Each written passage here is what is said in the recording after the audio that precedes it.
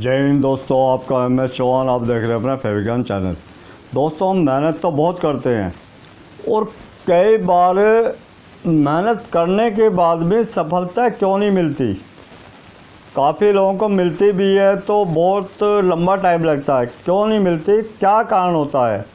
तो दोस्तों, ये जो क्वेश्चन है, आंसर भी इसी के अंदर छुपा हुआ है कि कहते हैं ना, दिए तले अंधेरा। हम दूर दूर की बातें, दूर दूर के हम विश्वास करते हैं कि भाई वो इंसान ज़्यादा जानता है, या किसी यूट्यूब चैनल पे या इधर से हम इस टाइप की गुणा भाग करते हैं। लेकिन जो मेन चीज़ है, जो कि आपने अक्सर देखा होगा या किताबों में, न्यूज़पेपर में पढ़ा होगा या किसी का साक्षात्कार देखा होगा, जैसे टीवी पे आता कोई भी सफल इंसान, जब उसका इंटरव्यू होता है तो वो बताता है कि भी मैंने कितना स्ट्रगल किया।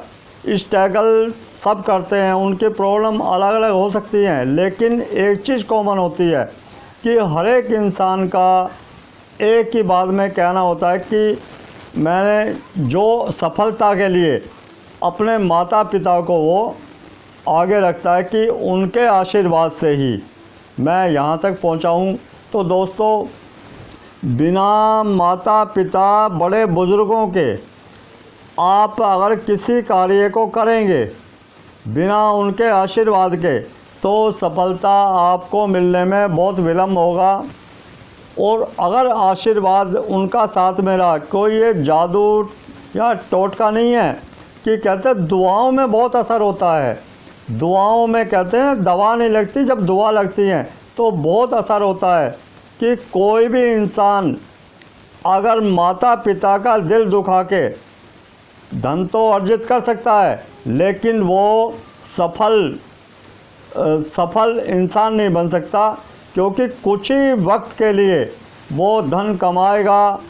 लेकिन अब ये सोचें कि भाई वो उसका धन उसको सुख देगा, ये बिल्कुल असत्य है। और कहते हैं ना, स्टैम्प पेपर पे लिख के, क्योंकि जो भी अनुभव हम शेयर करते हैं वो करते हैं कि कहते हैं ना, अनुभव कमाने में ज़िंदगी बीत जाती है। जो हमारे बड़े बताते हैं कि भाई आग में हाथ मत डालो, हाथ जल जाएगा, ऊपर से पानी के अंदर मत जाओ, डूब जाओगे, ये चीज़ें, क्योंकि ये उनका अनुभव होता है, देखा होता है। तो ये जो चीज़ें बताई जाती हैं, तो इसी से जो भी काम करते हैं उनका एक हमें एक कहते हैं ना, विरासत में मिलती हैं ये चीज़ें। अब कई बार क्या होता है कि मान लो एक गरीब माता पिता, उनके 4-5 संतान हैं, तो कई बार बच्चे कहते हैं कि भाई आपने हमारे लिए किया ही क्या है, कि और किया आपके बस की नहीं था तो हमें पैदा ही क्यों किया है। क्योंकि जो वक्त था पहले आदमियों की ज़्यादा ज़रूरत थी, उनकी यह ज़रूरत थी कि ज़्यादा इंसान होंगे, बुढ़ापे में सहारा बनेंगे, काम में हाथ बटाएंगे। लेकिन वक्त जैसे जैसे बदला है, उसमें सबसे बड़ी बात होती है कि जो हमारा जितना भी इसमें जो बच्चे की संगत, जो सोसाइटी होती है, वो सोसाइटी पे डिपेंड करता है। अच्छा, सोसाइटी ये नहीं कि ऊपर से बन के आती, सोसाइटी हम ही बनाते हैं, अपने अपने विचार रखते हैं, अपने जैसे देखते हैं भी उसने ऐसा किया मैं भी ऐसा करूं। कि एक गरीब माता पिता अपने 5-6 बच्चों को पाल सकता है, लेकिन 5-6 बच्चे उन माता पिता को नहीं पाल सकते। कि ये क्या, कि उनकी जो सोच है, सोच के कहते हैं ना, सोच है ही नहीं उनकी।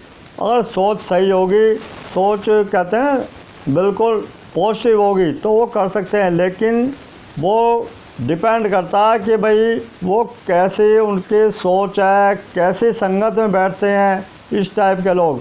कि जब गरीबी होती है, माता पिता अपने मुंह का निवाला निकाल के, एक तो टेंशन होती है, बात कर रहा हूँ मैं, जैसे मान लो हमारा लॉन्ड्री का काम, वॉशिंग का काम, पहले भट्टी लगाई जाती थी। क्योंकि मैं उस समाज से नहीं हूँ, लेकिन मैं उस चीज़ को कहते हैं ना अनुभव कर सकता हूँ, उस चीज़ को देखा भी है कि सर्दी गर्मी बरसात ठिठुरती हुई सर्दी में जब लोग रज़ाई में दुबके होते थे, वो सुबह 4 बजे जाके, जबकि कोहरा पड़ता था, क्योंकि उनको चिंता ये होती थी कि कस्टमर के कपड़े भी देने हैं और साथ में बच्चों का खाना जब भी आएगा जब कस्टमर के कपड़े जाएंगे। तो ये जो चीज़ें हैं कि भूखे पेट रह के भी उनको पाला, उसके बाद में अगर मान लो माता पिता का या बड़ों का दिल दुखाएंगे तो ये अच्छी बातें नहीं होती।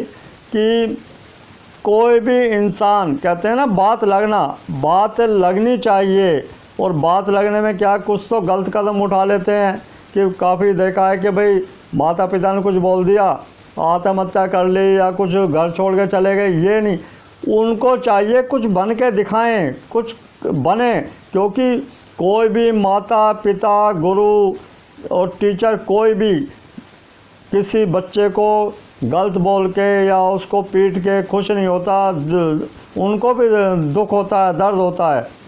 तो दोस्तों किसी भी काम को करें, माता पिता का आशीर्वाद लें, उनका सम्मान करें, तभी आपको सम्मान मिलेगा, क्योंकि सब कुछ इसी दुनिया में मिलता है।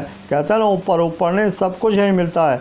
जैसा हम पेड़ बोएंगे वैसा ही हमें फल मिलेगा।